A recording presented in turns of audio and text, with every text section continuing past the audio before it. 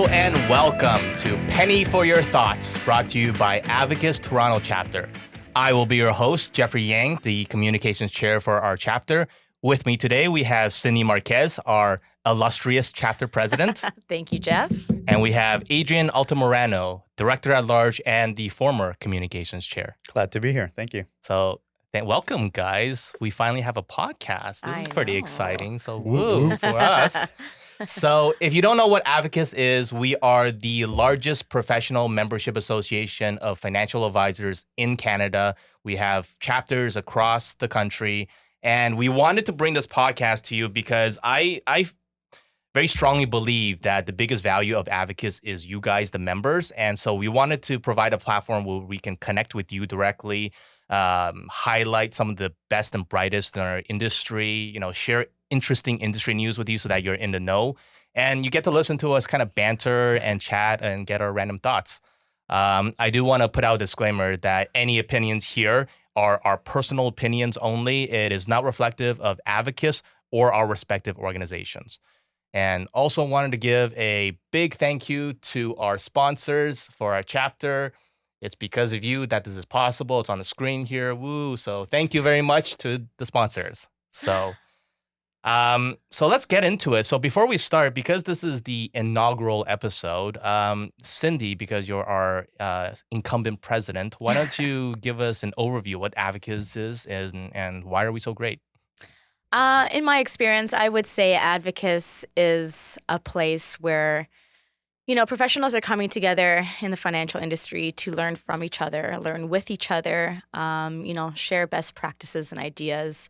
Part of the reason I joined the network was because I didn't know where to start. I was new in the industry, and I've said this before, it was a North Star to me, a bit of a guiding light on how to get going with my business. Good. I love it. Yeah. And we have, honestly, obviously, we're the Toronto chapter. I genuinely believe we have one of the most active chapters in the country, and I'm very proud of what we've built. So, I agree. So again, before we get into things, because this is episode 1, I thought we'd just kind of introduce ourselves and talk about how we got involved with Advocis to begin with. So I'll start. Currently, I work as a sales director at an MGA, but I got my start as a financial advisor at Freedom 55 in Toronto. It was fantastic. The training was fantastic. But when you start as an advisor, it's like you're drinking from the fire hose. There's so much to learn, how to prospect, how to set up your business, people to talk to and all that, product knowledge. And so it's really easy to forget that there are other people going through the same things as you and who have gone through the same things as you, right? So I remember my first Advocis event. It was a under 5, after 5, and at the Pilot downtown Toronto. Same. And I was just kind of blown away by the people in the room. Like, we had people that were 6 months into the industry and people who were 26 years plus into the industry, right? And being able to just chat with them and network, get valuable feedback and advice, and just kind of swap war stories with other advisors. That was really, really valuable to me. So I was hooked. Like, I was involved with Advocis ever since. How I got involved with the board was our previous president, Jacqueline Nemeth, phoned me up one day and said, "Hey, we need a communications chair. You're it. So here you go." So that's she's a good recruiter. She's a good recruiter. Yeah. So that's how I got my start. But Cindy, why don't you give it your overview? There's going to be a recurring theme here. I, too, was brought on board by Jacqueline Nemeth, our past president. I wasn't really even sure what Advocis was. I had heard of it. I had sort of attended an event here or there as a guest initially, but Under 5 After 5 was the first one I specifically set out for. And of course, Jacqueline invited me and very quickly took me under her arm and started to groom me for bigger things. So Jacqueline's going to be a big theme, I'm sure, for all of us. What about you, Adrian? So in the beginning. How far are we going back here? This is going back. Actually, I got involved with Advocis when I joined a large MGA. And it was my first opportunity. I mean, my past is a little different because I obviously did a lot of wealth business first. I was with Nesbitt Burns and with Sun Life as a career advisor. Fortunately, I found a network, a community, and that's what I was looking for, right? So it's been now, I think, almost 8 years with Advocis. And haven't really looked back at this point. Even though I'm less involved, what's great is that, I still able to contribute to kind of what our chapter is doing, what our chapter is laid the foundation for a lot of what we're seeing today. It's great to kind of be a part of that. But I will say, our business is a bit lonely. So, having a community always helps. The under 5 after 5. Anytime you're giving back, that's another thing I've kind of realized. I mean, I'm going on 8 years with my current role, and maybe over close to 15 years into business. Oh, wow. So, like, there's a point where you're like, I do want to give back, regardless of how that's seen. I love to meet new advisors. I love to give some guidance. So I think this gives us the platform for that. Yeah, I agree. I think the biggest value of Advocis is connecting with your peers, and it is a lonely industry, so being able to connect is pretty valuable. Absolutely. I regret not joining sooner, to be honest. Yeah. I was already like 4 or 5 years in before I joined Advocis. And those are the hardest years when you're trying to figure it out, to your point, the fire hose, which brings up some hilarious imagery, but I kind of felt that way, right? There's just all this training, but like, where do you begin? And where were my peers, my age, relating with stories that resonated with me? I was surrounded by a very different demographic. That's right. Yeah. And can you imagine trying to get your start in this industry now if you don't have that experience or that network, So. Yeah. Well, I find, okay, so there's two things. And again, this is, how did we put the disclaimer? This is only Adrian's opinion. Okay? But like, I find the barrier to entry into our business, it being a little bit tighter is probably a good thing. I mean, we're raising the level of professionalism. So does the organization. I remember when the president of PPI was at the time also the chairman of Advocis, and I remember reading the forum, which is obviously an Advocis publication, and it was all about raising the level of professionalism as an organization, as an association, and as a general kind of image to the public. Too many movies portray insurance as what, like a cheesy car salesman. That's gone. Those days are gone. Wolf of Wall Street type of thing. You got it, right? Exactly. So I do find, raising the level of professionalism, putting that barrier of entry, but also being able to mentor the next generation coming in. It's a balancing act. Yeah, right? no, it is important. So yeah, thank you both for that. Fun fact, Adrian and I, we both live in Toronto, but the first time we met in person was in Mexico at a beach resort. Really? That was, we had a blast. What was the context there? Conference. It was okay. conference, yeah. And that was when we had our planning meeting about handing over the communications chair. So, We sure did. Yeah. There was a lot of planning going on. No, it was fantastic, actually. Some mezcal margaritas blurred the Yeah, a memory. little bit, yeah. Just a little. But here we are with a podcast. Look, Right, it there worked you go. out. It worked out. I think every business meeting should be done in Mexico at a beach resort, Agreed. but that's just my Okay, opinion. let's set a precedent. There you go. I love it. Well, thank you both for that. So let's get into it. Let's get into some interesting industry news. What's going on out there? We want to make sure that you're in the know. Absolutely. And we have a couple stories that we want to kind of banter about and share with you guys. And so let's get into cryptocurrencies right away. I love it. Big hot topic. The Canadian Securities Administrators, CSA, granted Coinbase Canada Inc. a bid for registration as a restricted dealer under the CSA's approach to bring the fledgling crypto sector into the regulated sphere. In their words, it's to foster innovation and to respond to circumstances. The CSA has considered an interim time-limited registration that will allow crypto platforms to operate within the regulated environment. So that's pretty interesting because I remember the Wild West days of crypto where it was just anything goes and there was no regulatory oversight. So, Yeah. But curious to get, what are your thoughts on this story? Because this is really game-changing. Yeah, I think it's major. When I was first getting into crypto, well, this is through my brother. He was one of the early adopters. Yeah.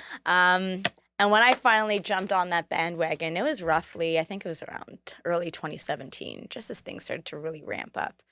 But I think also roughly around there or shortly after, Quadriga CX was a Canadian cryptocurrency exchange. And there was a lot happening in the news about that because the founder and CEO passed away. Yeah. And if you're familiar with how crypto works, when you're holding the actual currency on a ledger or something, you need a key, a code to access that. And if you lose it, that's it. You've lost access to these coins.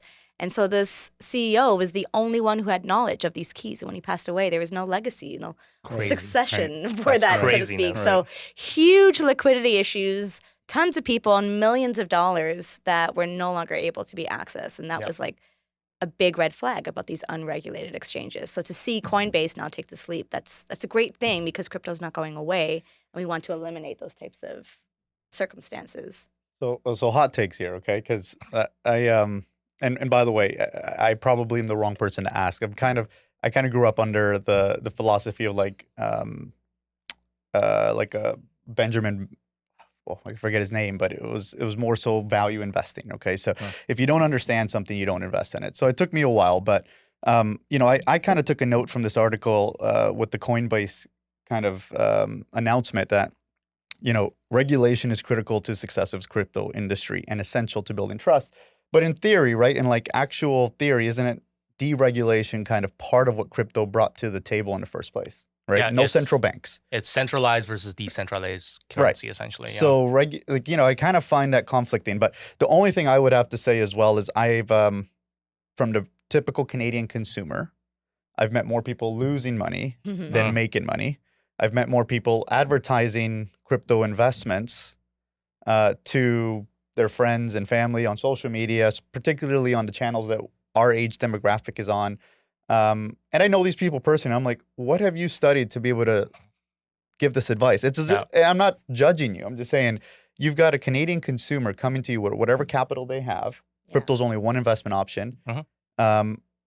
How are you so confident this is a place they should put their money into? Yeah. So I'm all about ETFs around crypto. I'm about crypto being a sleeve in a satellite portfolio. Cool. All great stuff. Yep. I think it's just too popular and too easily accessible that it's a little bit scary in terms of, most Canadians, again, not knowing when to buy, how to buy, or anything like that. Yeah. I mean, I agree with that. I mean, I'm not a crypto expert by any stretch of the imagination, but my understanding is that Bitcoin and crypto came out as being a currency, not as an investment. So it's, the blockchain technology is there to track currency, and, everyone has ledger books individualized and everything. Right. So I think the infrastructure and the principle of that is pretty sound, but then everyone started getting into speculative investing, and it's like, what is that? Why are you trying to make money off that? So, well, I mean, Forex is a big business, right? So, I mean, it makes sense if Forex on its own, trading actual foreign exchange today is a business, why wouldn't crypto? But again, I find no one's really talking about Forex on social media. They're talking about crypto. So it's like, okay, what is the influence of social media? And I guess that kind of leads into another article we'll get into later. But I do think, hey, if you're gonna invest, take the time to understand it as best as you can, and have some. Don't just be, blindly led, I guess. Yeah, and it is a currency. To your point, we all treat it like a speculative investment, but very few people are spending it as currency, although there are cards out there that are adapted to actually redeem your crypto out and about, like on actual credit cards, et cetera. But I don't really see that adopted unless you're one of the really die-hard, like my brother, for example, will actually make use of his currency. Sure. It is interesting how otherwise we just treat it like a speculative investment. I would buy a Jeff coin, though. Oh, yeah. That's in the works. So. Three-piece Jeff on there and everything. I'd buy that. God, do you guys remember NFTs when that came out? That came to mind now. That was crazy. I was like, is that appropriate to talk about? But people were paying hundreds of thousands of dollars for JPEGs, and that's a perfect example. Like NFTs was meant to be like an authentication system, but people started releasing pictures of like poorly drawn gorillas and selling it for ridiculous amounts of money. It's like, what is that about? It was nuts. That's what I'm saying. These fad investments are a little bit scary to me. When I think about kind of just the principles of investing. Yeah. Do you guys have crypto? I do. I have not just ETFs, like the actual currencies on a physical ledger device off the exchange because. So that's really interesting to me. Yes. I mean, I already told you both my horror story with Coinbase actually long ago when I was still new to it and, maybe naive to just how predatory everyone was. Right. But my Coinbase account got hacked. I didn't have a lot sitting on there. Most of my coins were on a physical ledger device, but I kept some live on the exchange to do some swaps here and there. But my SIM card, well, there was a data breach on Ledger. Ledger's the company of the actual physical device, the cold wallet. There was a data breach, so you have a whole list of names, their people's addresses and email addresses, and you assume, okay, if these people have Ledger devices, surely they probably are on one of these exchanges like Coinbase. So from there, they did some reverse engineering. They had my phone number in that leak. They hacked my SIM card, so they were able to steal my phone number. Now phone companies have gone further where there's MFA attached to swapping your phone number from SIM to SIM. But they actually stole my number onto their phone because I noticed I lost cell service. I experienced it live. Wow. This is New Year's Eve. the clock was about to turn 2020. What a way to start What the a year. great way to start the year. I'm like, oh, that's weird. I have no cell service. I'm like, I'm at home. Okay, I should. And then I start getting email notifications that my Coinbase account password has been changed. Like, no, it hasn't. Oh, no. I'm right here. Wow. Oh, I go no. into my email to see that email, and it's cleared away. My inbox is cleared into the bin. I go into my bin, and it's wiped clean. I'm like watching this hacker clean my, like Wow. scrape my inbox live in front of me, and then I'm booted out of my email because they've changed the password now. Wow. So it was a whole ordeal, but they stole my phone number. They got into my email. From my email, they got into my Coinbase, and they took what was there. It wasn't a lot, thankfully, but the hassle of being violated on 3 different fronts Yeah. there, That's which rough. is just like a whole segue into cybersecurity, Sure. realistically. But Sure. there's my little story, segue into it. So anyone listening, if you're going to foray into actually holding coins, I would say keep it off the exchanges unless you're actually actively looking to buy, sell, or trade. Yes. Hold that on a cold wallet. Yes. Be very careful out there. Don't put all your eggs in one basket. Yeah. I'm going to end this story with one story that I think about every single day.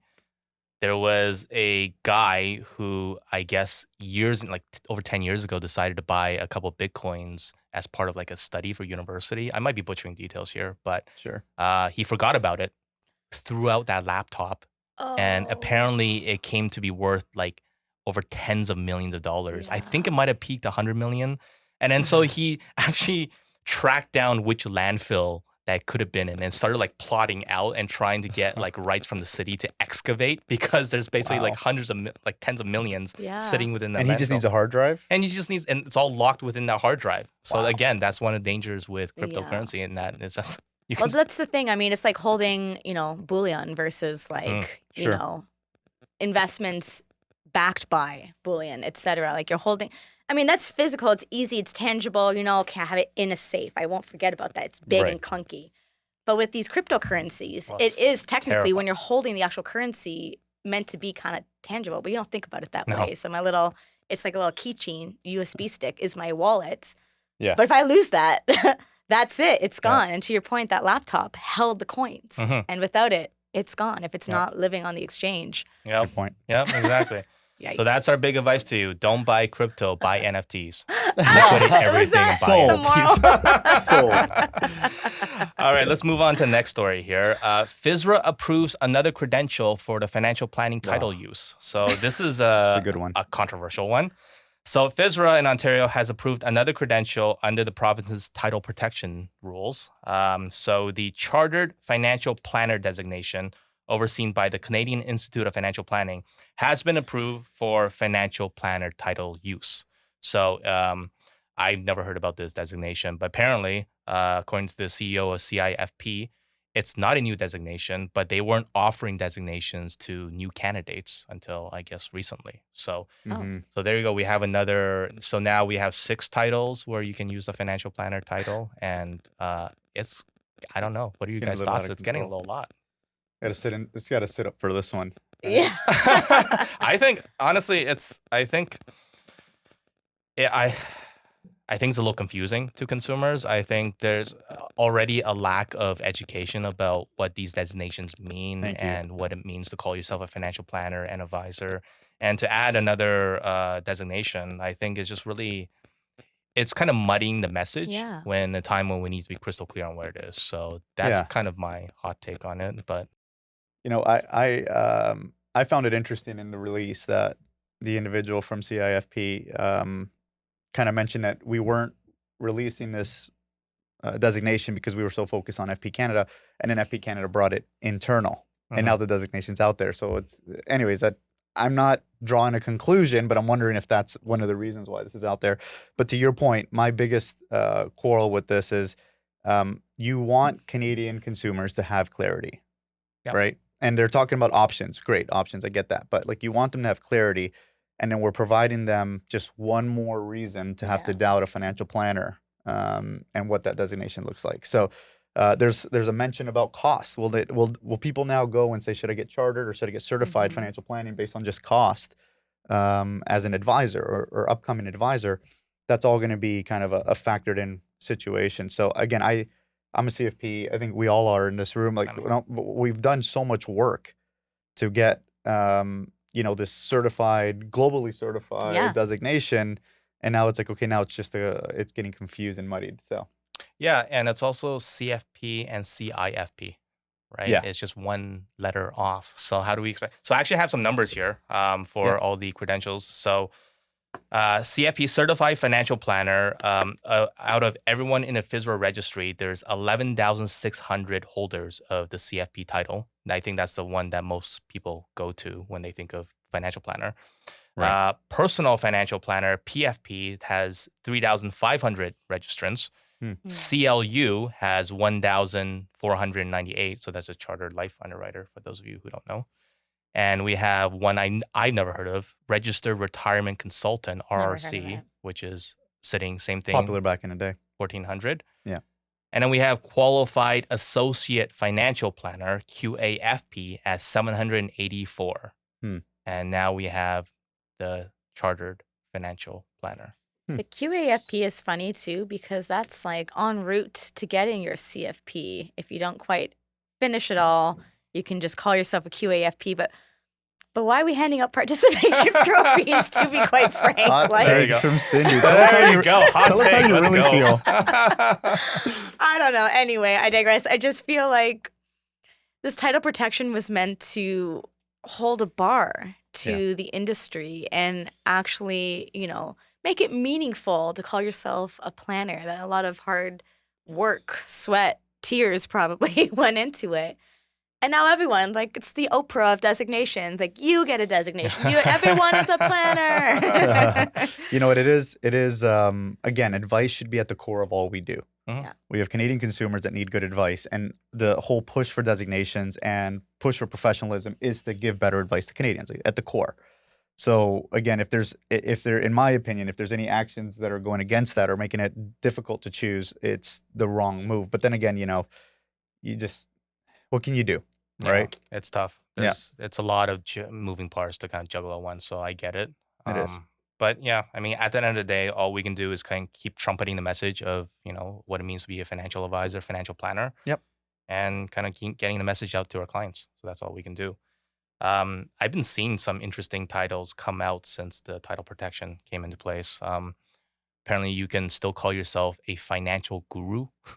That's That's an on actual a business thing card. that on a business card people use, and it's like Kind of like that. it's not bad, right? Financial guru. Yeah. Well, I mean, social media is littered with financial experts because they read a couple personal finance books and now you're a financial expert, but there's no regulation around that title. Yeah. We do sound a little bitter, but We're not bitter at all. there's a lot of sacrifice that goes into this stuff. And here's my final comment on this is, you remember an era where there were security dealers, there were insurance companies and advisors, there were banks that did their own, they all stayed in their own lane, there were trust companies. That's all been diluted, right? Every firm wants to do a little bit of everything. And so you think about a Canadian client, they'll no longer need maybe sometimes 5 professionals. Many times they do, because I think the multi-professional approach is being embraced. Yeah. But by having a CFP, and this is one of the designations, I've always encouraged it, because your advisor will have enough understanding to be able to quarterback a client, either corporate or personal, in the best fashion possible. Yep. They know when they need help, they know enough to be dangerous, and they're able to help Canadian consumers. So if this chartered one gives you the same level of knowledge, all for it. Yeah, no, I agree with that. It's about having some semblance of accredited knowledge and being able, because if we consider social media, people can be great influencers and attract a huge crowd and call themselves whatever, and people will take their advice and hinge on their every word.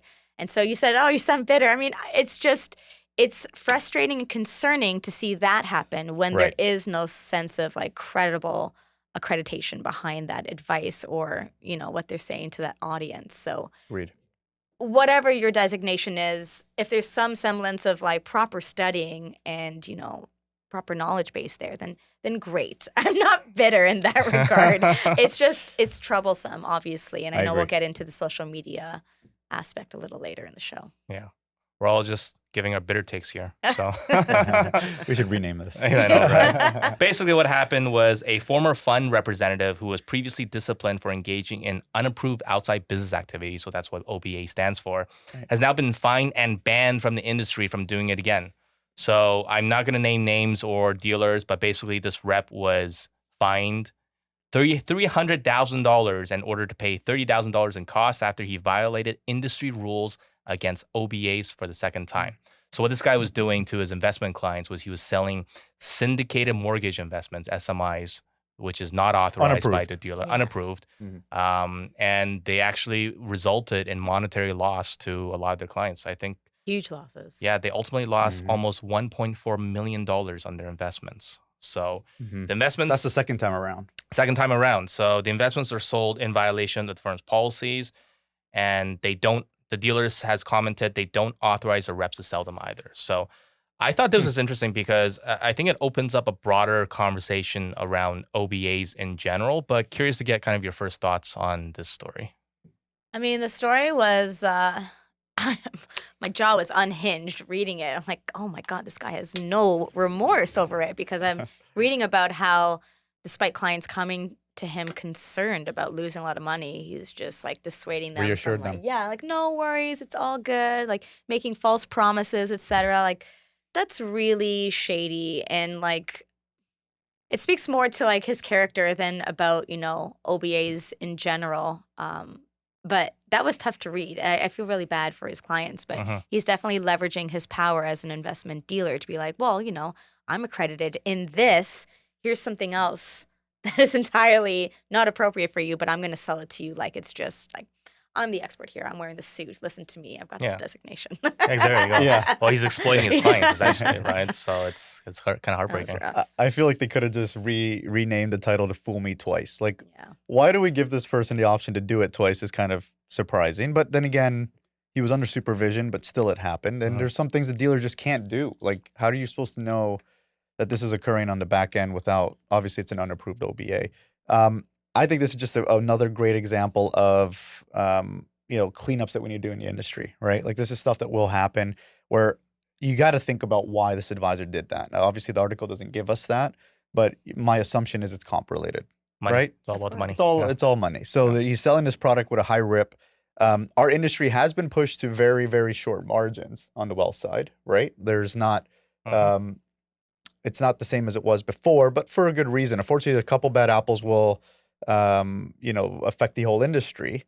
But in this case, again, he did it once, he did it twice. Thankfully, he's banned now. And sometimes these people still re-pop up through, other junior associates to do it again. It's kind of crazy. They're fronting. Right, fronting and whatnot. So not much to say other than, thank God there's compliance. Yeah, exactly. And dealers need more oversight of their advisors doing this sort of activity. I think the regulators are really on top of that, to be honest. Yeah, no, that's good.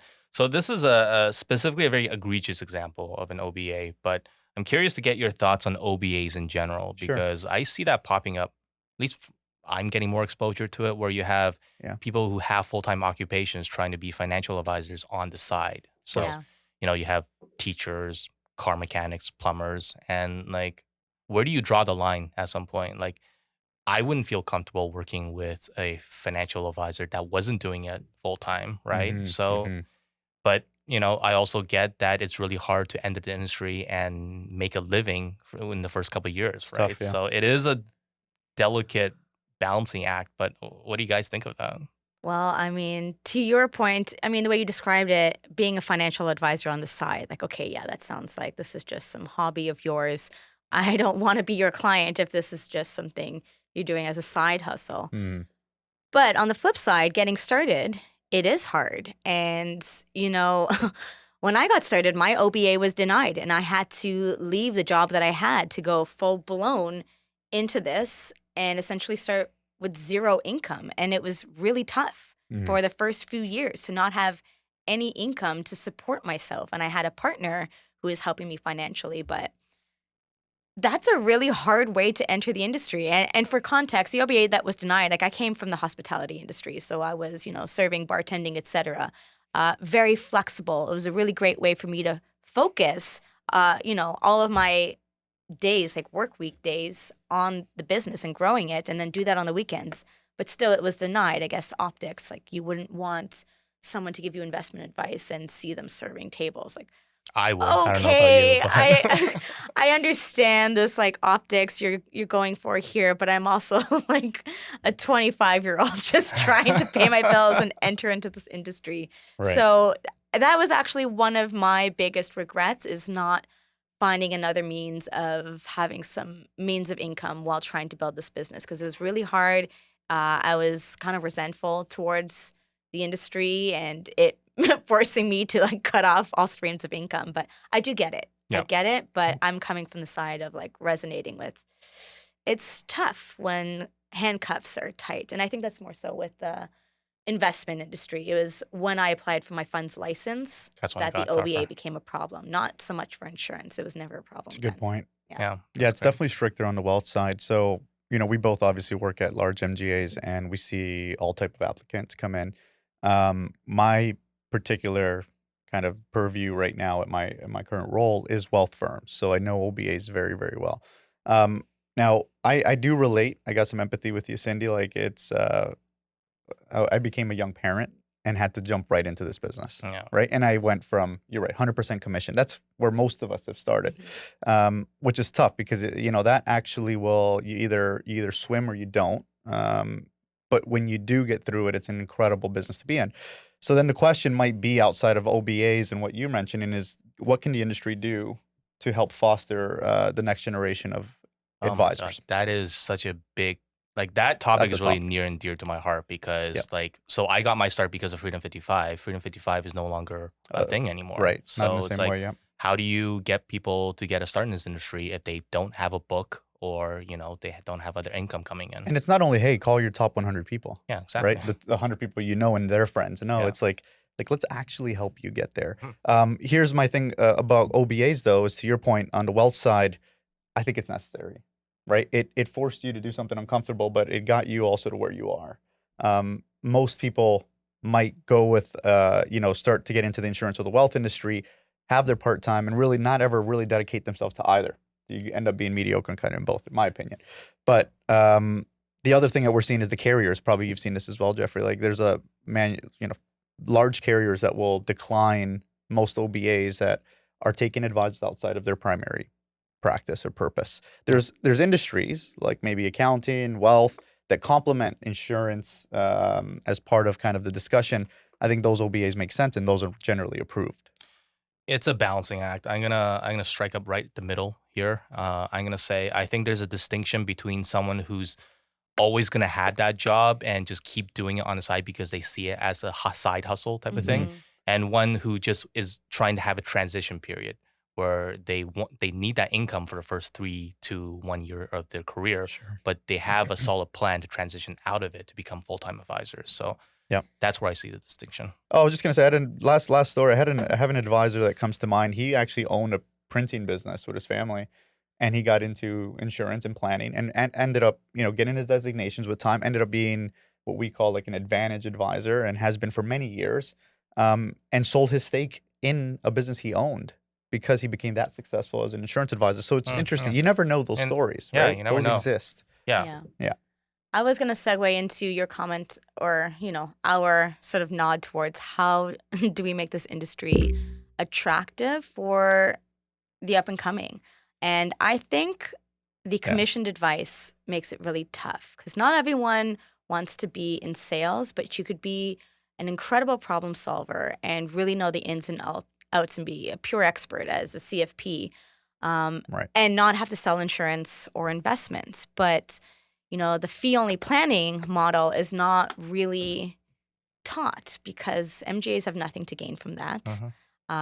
Dealer firms have nothing to gain from that. That's more so on the independent. And right, that wasn't promoted to me. So, you know, to circle back, I ended up relinquishing my funds license after a few years and selling my investment book because I found that the MFDA compliance was a little too much of a handcuffs on me. I wanted to try different things. And I also wanted to be a problem solver. So when I got my CFP, I sold my book. Handcuffs. Have you ever heard of syndicated investment? Tell me more. I'm joking. No, please continue. No. I want a little bit more freedom. And once I got my CFP, I started adopting that fee-only model. And that's where I found my success, because I was still in my 20s at the time, wanting to work with others in their 20s. Right. And unfortunately, I feel that commissioned advice really ostracizes a lot of Canadians and creates a bigger disparity between those that have access to advice and those that don't, because, and rightfully so, as an advisor, you want to be compensated appropriately.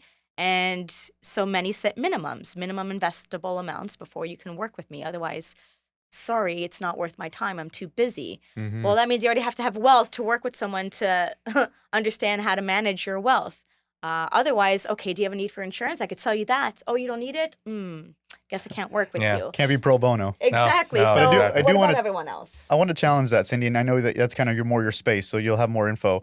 But my issue with fee-based only and not commission is that the fee-based model will only make sense at a certain asset AUM size in many cases, because the fee starts at a certain percentage or starts at a certain rate. Fee only meaning like I'm not, assets under management has nothing to do with investable assets, has nothing to do with what you have. You pay for the plan. It's like, I charge X dollars and here's what you get out of me in terms of deliverables, whether that's like a session for retirement planning or, a monthly fee as a retainer. I've adopted many of those Different ways to bill. I call it a container package for a certain price. You get certain amount of like sessions with me, certain deliverables. It's very clearly defined, but the conversation can go in any direction. Sounds customizable. Yeah. That's different. That's definitely different. Fight. Yeah, I don't like it. Gloves come off. Very cool. Very cool. So be careful with that. And yes. Thank you, CIFP. For there you go. Whatever we're Turning us doing. against each other. There you go. This is obviously another hot topic in the industry. Financial services execs investing in generative AI. So the report is financial services executives in Canada are way ahead of their global peers when it comes to investment in generative artificial intelligence. So 1/3, so 38% of Canadian financial services, so that includes like the C-suite and everything, say they're investing in generative AI, which is compared to 24% of executives globally. So if you don't know what generative AI is, generative AI learns the patterns and structures of input training data to generate new output with similar characteristics, such as videos, images, and text. Basically, you feed it prompts and it spits out something in seconds. So you want a picture of, a dude walking down the street in a suit and a hat. You just type that in and boom, you get a picture. Pretty fantastic, right? yeah. So I think I was having a conversation with this. I was grabbing lunch with a friend the other day, and we were talking about AI. And he turned to me and he asked what my take was on AI. And my response was, I think it doesn't matter what my take is. I think it's here to stay. I believe in the future. I believe in the future. So what do you guys think of? I think AI there's going to be some pretty dramatic changes coming as a result, but is this something to fear? Is this something we should be fighting? Oh, with any new technology, it just depends on who's wielding it, right? Like any tech can be used for good or for bad.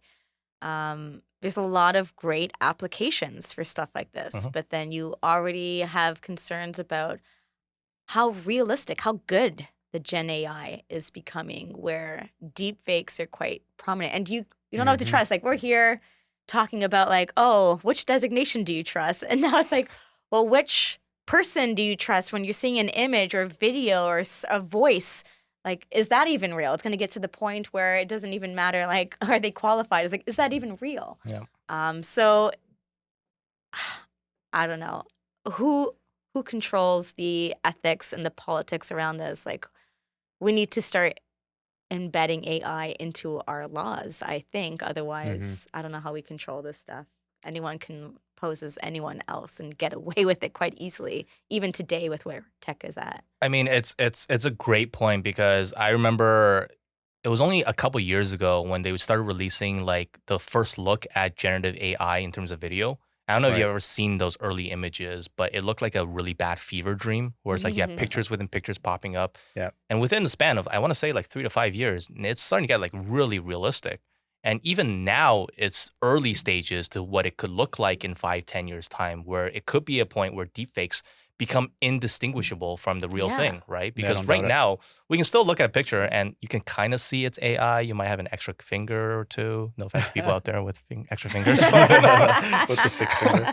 But you don't know. Like you can. There's still some way of catching that. And fast forward 3 to 5 years, when it becomes indistinguishable, what is that going to do to, the politicization of society? Like it's crazy. So I mean, I think bringing it back to our business, there's, what maybe the question is what can't be automated, what can't be generated, right? And you think about human qualities that maybe we'll get there. I don't know. Because I always think about our business. I think there's such an incredible use because unfortunately, the insurance industry is like light years behind on things in many cases, but it's getting better. And there's such incredible use with AI. I've seen a couple firms that work with closely. AI is saving tons of time in terms of being able to identify information and provide resources. But so what can't be automated? Like what is the future of our industry? Is empathy something that could be automated?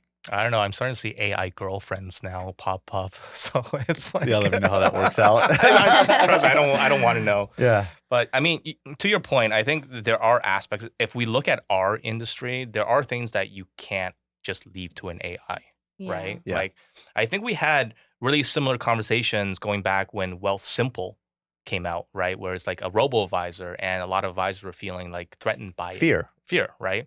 And I think that a lot of smart ones adopted it as part right. of their practice as being a way to automate something within their practice. Yep. So I'm wondering if this AI is going to be the same thing where, you could have AI maybe doing a portion of the fact find or the discovery, for example, or sourcing leads. AI lead generation is a big thing right now. So, and that's what I'm saying. Like there is ways to leverage without losing the essence of what you are. Now, if you're an advisor that feels challenged by this, then you got to ask yourself why. Right? Yeah. If I'm challenged by what AI can provide my clients today or robo advice can provide my clients today, then what are you actually providing your clients, right? Because there's that old adage, right? You live by the sword, die by the sword. Live by returns, die by returns. Live by product, die by product. So it's like, what if your product is advice? What if that's the commodity you sell, right?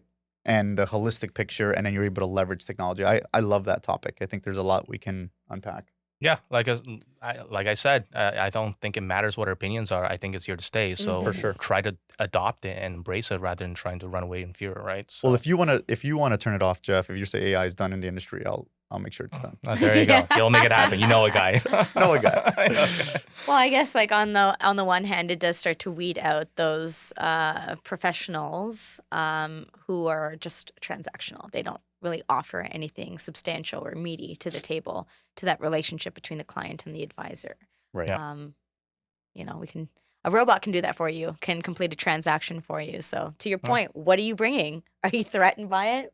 Is it because all you do is sell something? You don't offer anything more? I'm just waiting for Skynet to be a thing. Skynet. It's coming, right? There you go. We can have 1990s Arnold Schwarzenegger back. Oh, beautiful. So yeah, I mean, at the end of the day, there's a lot of people investing heavily in this technology. I think we as an industry, we just need to look at leveraging it rather than running away from it. So Here. that's our hot take. Buy NFTs. So I love it. well, there you have it. This has been an episode, the first inaugural episode of Penny for Your Thoughts. I've been Jeffrey Yang. Thank you, Cindy Marques. Thank you, Adrian Altamirano. And we will be here next time. And we hope to see you as well.